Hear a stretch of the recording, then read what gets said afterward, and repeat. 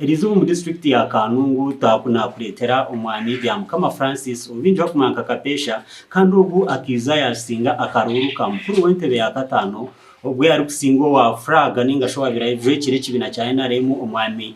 Tibesigwa Justus no rwinje munonga kuruga umbanya Kanungu kandi tuzakwanta tuganira nawe ari kutumurikira bimwe abiyayorekerire ku korera abanyakanungu ninga shebero kumukwata habase kuraba kuhika abusinguzi obwakaruraka akabase kutunga. Izina ndi ya Mukama Francis Kapesha icyare cye kinazigwemo kikaba kige cyaro ikiri hare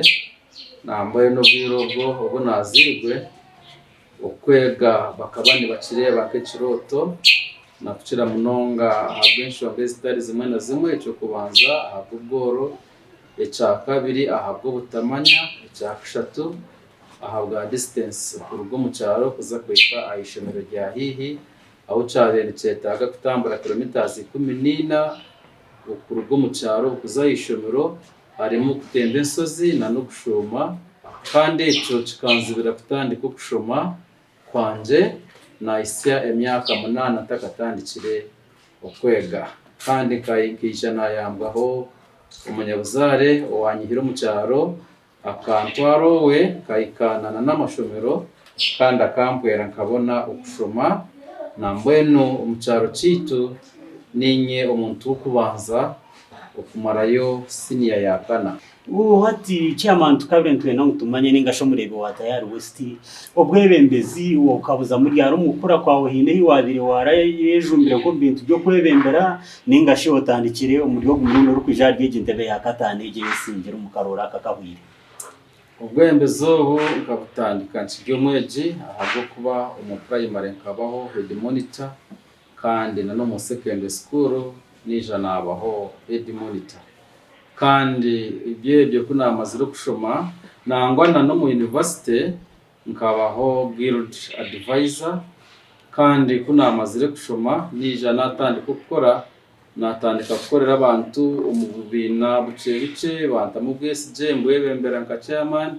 konka okwebembera ko mani nkija nakutahamo umwaka gw'2010 ubu abaturage bari kwika 16 banta mu bwesije bakantorana okwebembera ikitongore cyabo ikibari kweta Buhoma Mukono Community Development Association ikiri gushangwa umuri Buhoma Town Council tindakomeraho kandi ngagaruka nashabano bwa councilor district councilor abaturage kesimba n'abantu bana round yo kubanza kandi abaturage abujana kamba korireje bija banshajika bampa ubucweka 9 na mukaga aharigana abandi bija bagaba no bucweka buno bwabire busigire cankora councilor yo kubanza umwaka wa 2010 na mukaga ku 2021 kandi kuna ichiro mu district council banta mu bwesije bantu banaka chairperson wa works na technical services za Kanungu district. Chairman tureba Kanungu ekine mu challenges nyingi na munonga twazumbintu nkebye nkutoyi na ntamwa cyaburaburamu ushange ntambura ya Kanungu cyategenese umubuhereza bw'amashanyarazi byange mwiti nabyo gabicavuga cyaburabura ushanga amashanyarazi tabadine nibiki ya bintu byo yerekerire nko mwebembe overall Kigezi region especially kabare Rubanda Kisoro Kanungu enkogweza ezemyanyejo yahucibweho ahankogwa yindi ije myanya mbwe challenge yo kubanza ni turakinga equipment machines ezigumire ezo kushara inkuto tuyinemwe kandi ne sente ezi government eri kuha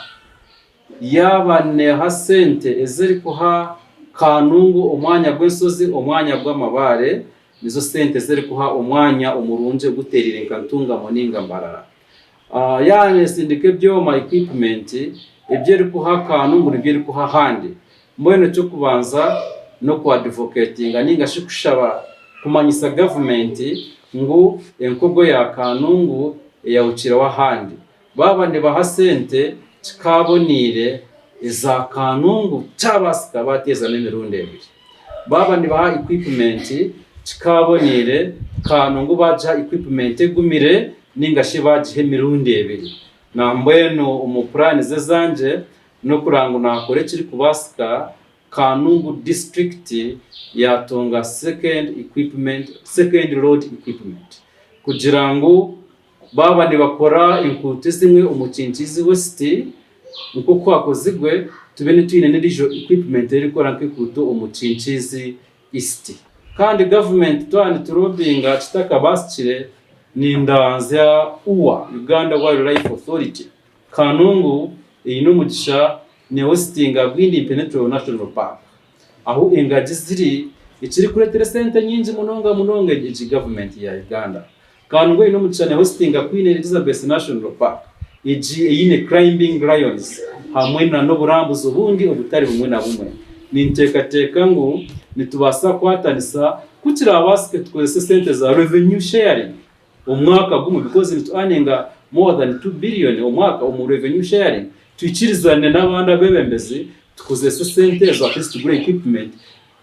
umwaka gumwe zindi zikorenka burijo kije kiyambe Kanungu kugira kutononje no buhereza burundu abo kuba urukuto kimanyisa kihango aha abantu ba Kanungu abari kuhinga byo kujya nibetage kuto kugira ngo babone ko ba transporting ibintu biye mu center abari kwisha kurambara abari kuzaha amashomero abari buri buherezane bwetaga imihanda mibi Roman Byamukama Francis Kapesha ayijire kuzo muri ryeje intebe ya mukuru w'entebe ya katana ariyo muntu wa gashatu kuyakanunge rukutunga district erukwa yakora district ya Rukungiri turakabaza bo mu cyara Canon Josephine Kasia wayebimbire myaka 20 ijazaho chairman twireho chairman ari nitwe Sam Kajojo kandi ubwo kwarugireho nawe abasa kwija umwami Byamukama Francis Kapesha okumurikira akaruru ka Kanungu kabaze kugenda ogumurundi nitureba umwami Byamukama Francis Kapesha no babaze kwija muko muntu musya ungwebembezi bwa Kanungu akwatwazo mukinkizi isi nturatiro wowe kitini sawa na Dr. Chris bari umunsi kandi bagarukire yasinga karuye agaruko mu parliament kinkizi west habayo mwami James Rugi kaberuka kandi tirari MP wa kinkizi kandi kutwijiro mu gwabacaro tirari yo mu cyaro munyishengero cyisha aba patients ukunda nawe yagarukayo mwene ngwebembezi bwa Kanungu batwiriyo bagarukire kwiyaho umwami Byamukama Francis obinjwa kumaka Kapesha no muntu musya kandi amana masi wawo ko kumwamuhuriro kuyabasabwambaho nitwe oresire bitekateko bisya byo kubasa korengana n'abebembeza batwireho kugira ngo babasa kwendegeza intunguka ya Kanungu district ya Yeyongero Misho abwa tayari west na Jacob no wamanya hano ya umuri Kanungu.